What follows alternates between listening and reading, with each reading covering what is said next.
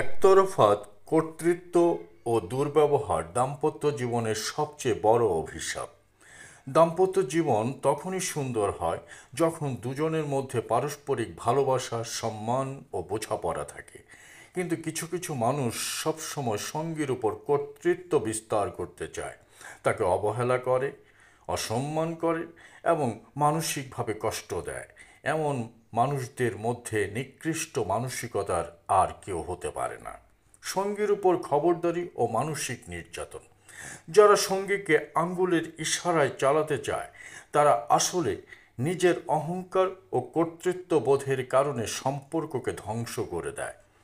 তারা সবসময় সঙ্গীকে মানসিক চাপে রাখে, দুর্ব্যবহার করে এবং অশান্তি সৃষ্টি করে।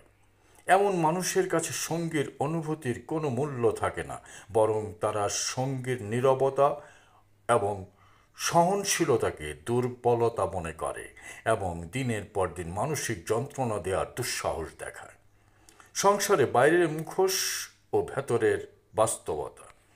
এই ধরনের মানুষ ঘরের বাইরে এমন ভান করে যেন তারা সঙ্গীকে ভীষণ ভালোবাসে, তারা তার ছাড়া কিছুই বোঝে না, অথচ বাস্তবে তার সঙ্গীকে প্রতিনিয়ত কষ্ট দেয়, অসম্মান করে এবং দাম্পত্য জীবনে অশান্তি বজায় রাখে।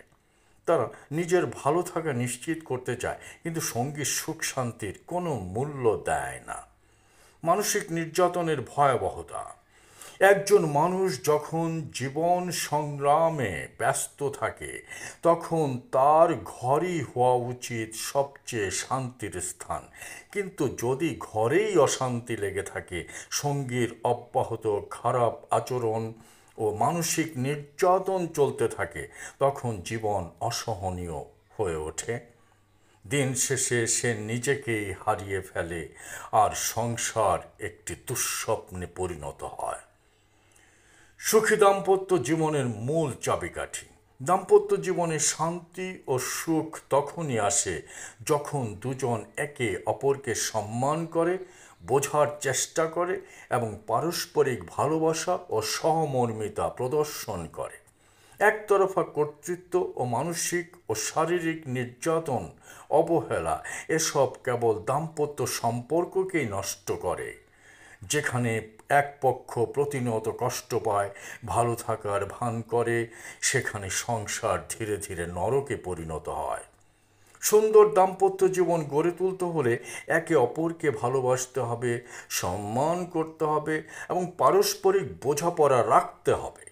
এক পক্ষের খবরদারি ও মানসিক যন্ত্রণায় সম্পর্ক শুধু বিষিয়ে ওঠে, যা শেষ পর্যন্ত কাউকেই সুখী করতে পারে না।